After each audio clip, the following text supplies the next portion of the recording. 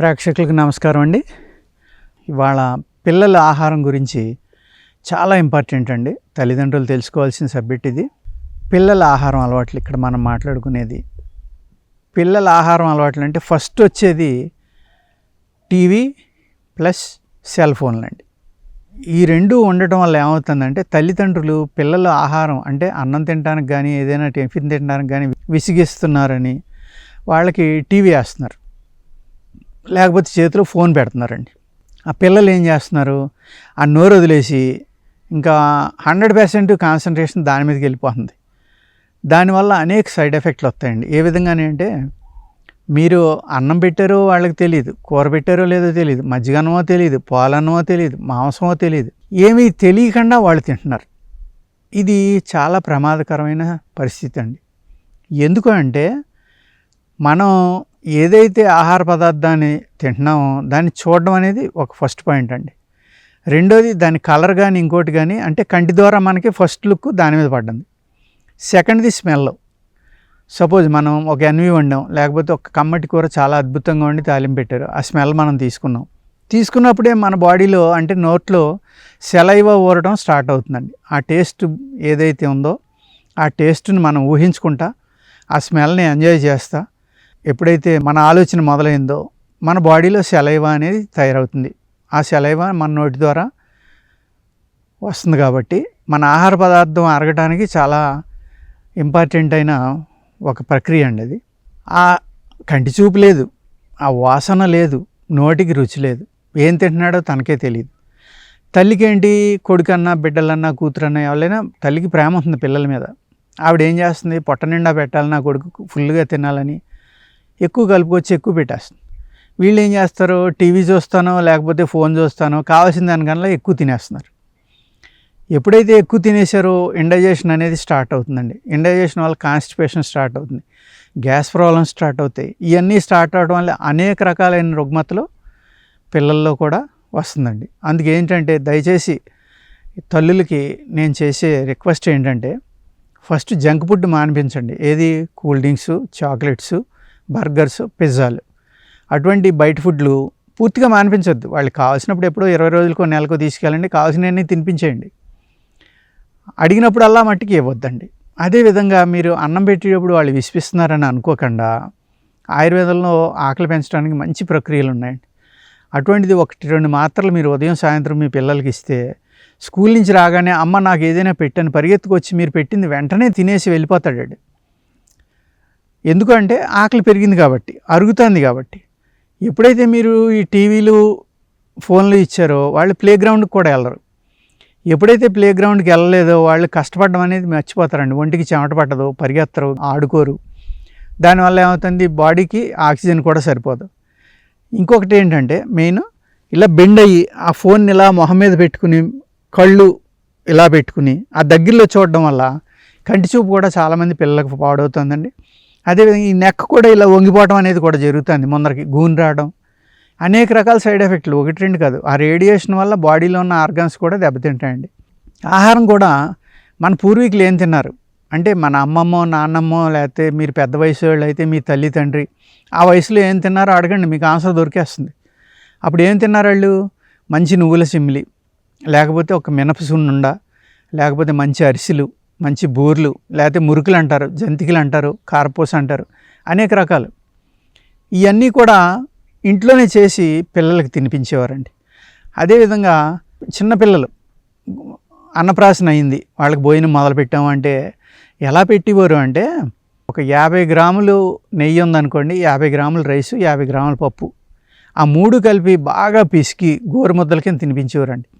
వాళ్ళు ఆ ముద్ద తినిపిస్తామంటే వాళ్ళ చెయ్యమట నెయ్యి కారిపోయేది, వెన్నపూస కానీ నెయ్యి కానీ, అంత జిడ్డుండిలాగా అంత బాగా పిల్లలకి ఆహారం పెట్టేవారండి. ఆ తిన్న తర్వాత వాళ్ళ చేతులకు అంటుకున్న జిడ్డు ఏదైతే ఉందో అది రాస్తే వాళ్ళ బాడీ అంతా స్ప్రెడ్ అయ్యేది.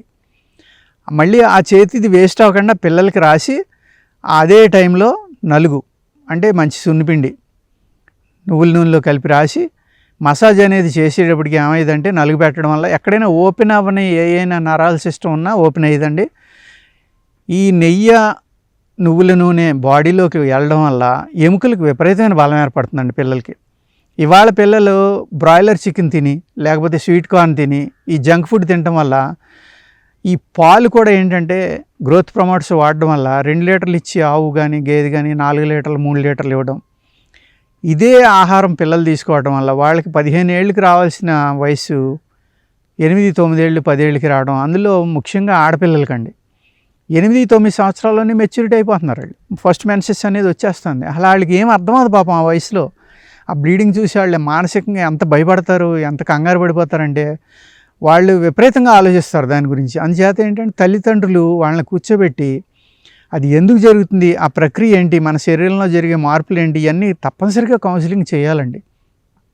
చేయకపోతే ఈ ఏదైతే మనం ఈ గ్రోత్ ప్రమోటర్స్ ఉన్న ఆహారం తింటున్నామో దానివల్ల జరిగే సైడ్ ఎఫెక్ట్లు అండి, అవన్నీ మానేయండి దయచేసి. మానేసి సాధ్యమైనంత వరకు నాటు మొక్కజొన్న పొత్తులు పెట్టండి, బఠానీలు పెట్టండి, వేరుశెనగ గుళ్ళు పెట్టండి, లేకపోతే శనగలు పెట్టండి, మరమరాలు పెట్టండి, అటుకులు పెట్టండి. అనేక రకాలు ఉన్నాయి మనకి పిల్లలకి తినిపించడానికి.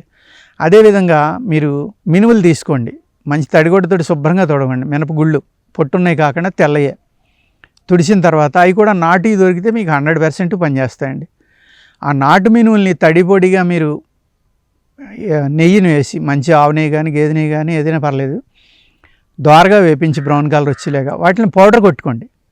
పౌడర్ కొట్టుకొని దానికి సరిపడి పటిక బెల్లం పొడుం కానీ బెల్లం కానీ కలుపుకొని నెయ్యి వేసి ఉండగా తినిపించవచ్చు. సేమ్ నెయ్యి కలిపిందే పాలల్లో కలిపి కూడా ఇవ్వచ్చు అండి. ఇస్తే ఇంకా బలంగా పిల్లలకి పనిచేస్తుంది, మంచి ఎదుగుదల వస్తుంది. పిల్లల్లో మజిల్ ఫామ్ అవుతుంది, ఎముకలు గట్టిపడతాయి, ఎదుగుదల బాగుంటుంది.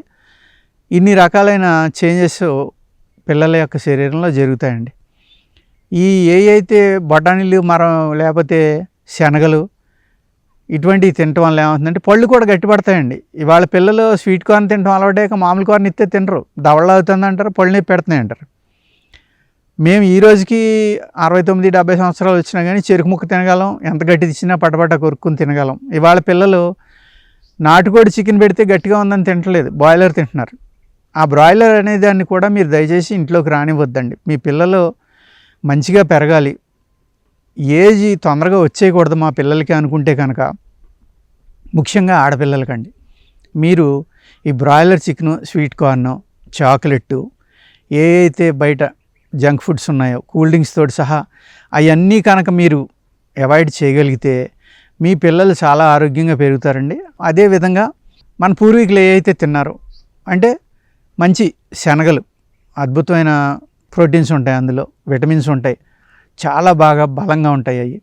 వేరుశెనగ గుళ్ళు, ఈ బలమైన ఏ ఇచ్చినా కానివ్వండి మీరు బెల్లంతో కానీ నెయ్యితోటి వేపించినవి కానీ ఇవ్వండి. ఎందుకంటే బలమైన ఆహారాలన్నీ పైత్యం అండి. ఆ పైత్యం వల్ల ఏమవుతుందంటే పిల్లలకి ఇండైజెషన్ రావచ్చు, లేకపోతే ఒంటి దురదలు రావచ్చు, ఇలాంటివి జరుగుతాయి. కాబట్టి ఎక్కువ తింటే అటువంటి వాటి నుంచి పిల్లల్ని కాపాడుకోవాలంటే తప్పనిసరిగా మీరు నెయ్యితోటి వేపించిన ఆహార పదార్థాలు పెట్టడం, మన పూర్వీకులు ఏవి తిన్నారో అవి పెట్టడం వల్ల పిల్లలు ఆరోగ్యంగా బలంగా బ్రాయిలర్ కోళ్ళేక కాకుండా నాటుకోళ్ళేక పెరుగుతారండి. అంటే వాళ్ళ ఎముకలు నాటుకోడికి ఉన్నంత గట్టిగా ఉంటాయి.